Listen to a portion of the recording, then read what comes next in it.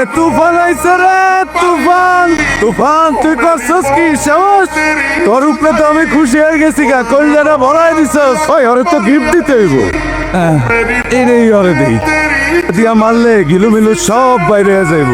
হইল ভাইয়ের পক্ষ থেকে তোর গিফট।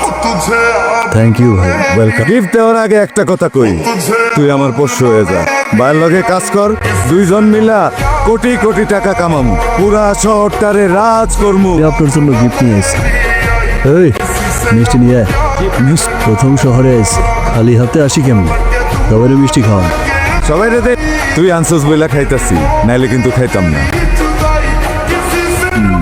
বাহ, ভালো হয়েছে মিষ্টি।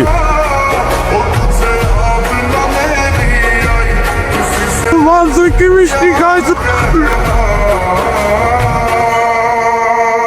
পান পোষ মানে না, পোষ মানায়। এই আলাদা বাইরে দিয়ে উদ্বোধন করি।